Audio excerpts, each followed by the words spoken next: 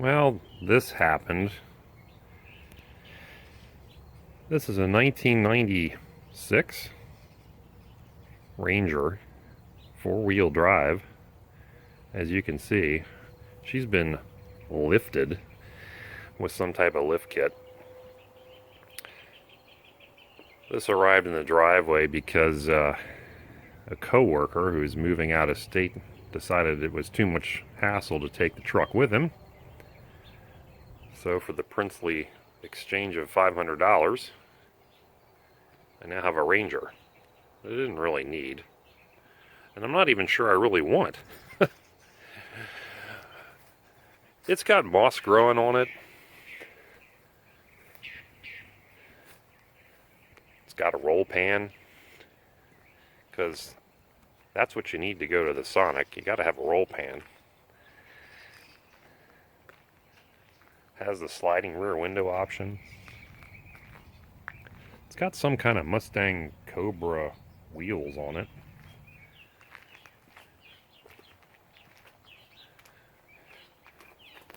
The obligatory LED light bar for spotting deer.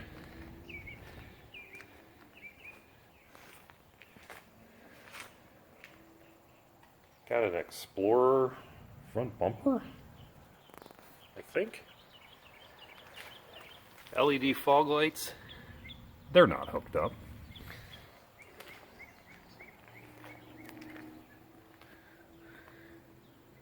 It's September of 2021, so that's not a good sign.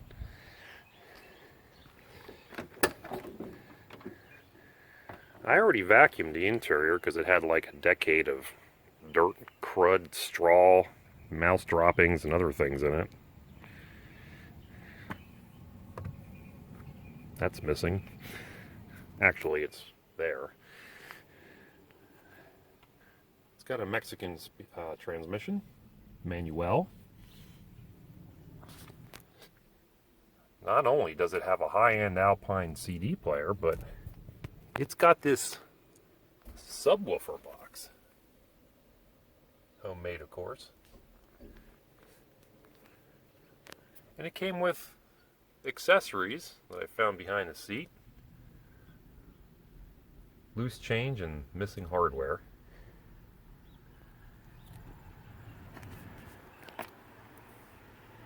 The parking brake, yeah, that doesn't work.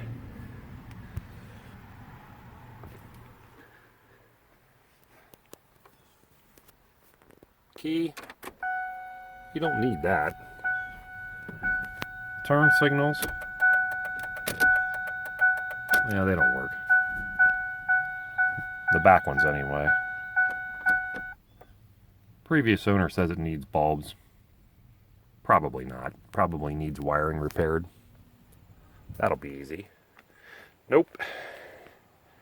It's got a bed that doesn't have holes in it. It had mulch and plants growing out of it.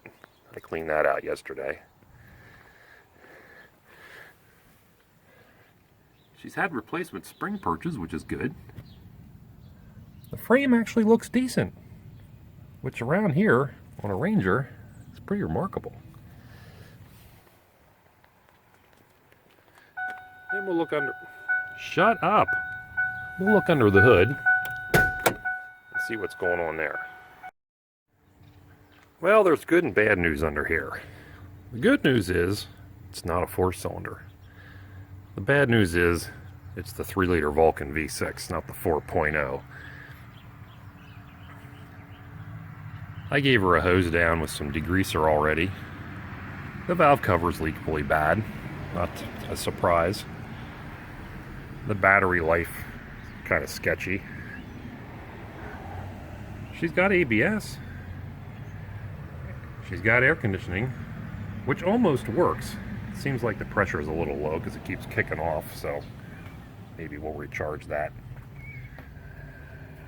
She's got this cold air intake, which is from Spectre. That's not a high-end model. It's got this crimped breather hose. I'm sure that's not causing any problems. Coolant level, yeah, that's empty. Always a good sign on a 3.0. Washer fluid, there's some in there. That's a good sign. Oil was full and actually clean. And it's got a Motorcraft oil filter. In the words of Derek Bieri, I'll be dipped.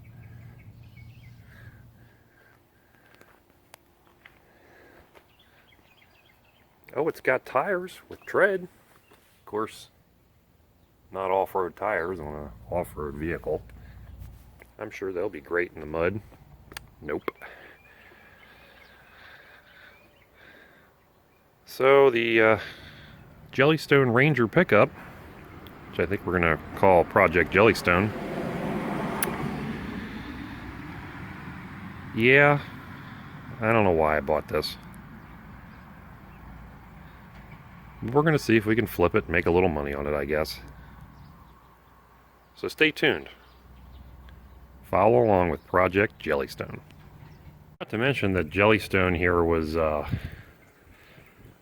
painted, air quotes, with plasti dip. So this is actually white plasti dip over a green truck. And this is the moss and crustaceans and things that are growing on the paint. So I'm tacking this with a scrub brush like you do floors with, and you can see the difference it makes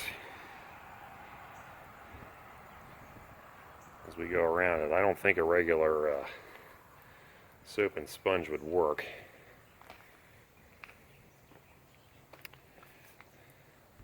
It seems to be coming off okay.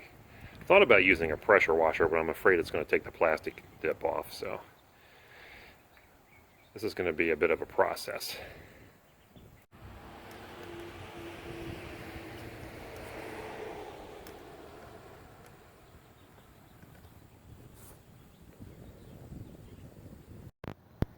Alright, we have the Jellystone Ranger all washed, scrubbed. It's looking pretty good.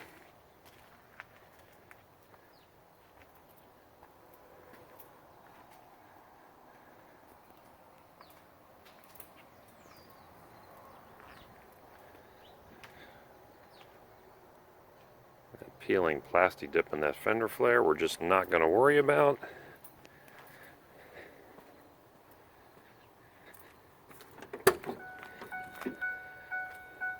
Interior is put back together. It's cleaned as much as it's going to get. Give everything a good scrubbing. But the speedometer was stuck at 45 miles an hour and the odometer doesn't work. It's back to 0 now, but we're going to have to replace that because you need a working speedometer to get it inspected. And the starter works about half the time, so we're going to replace that. Make the parking brake work, and a couple other things. So stay tuned for part 2.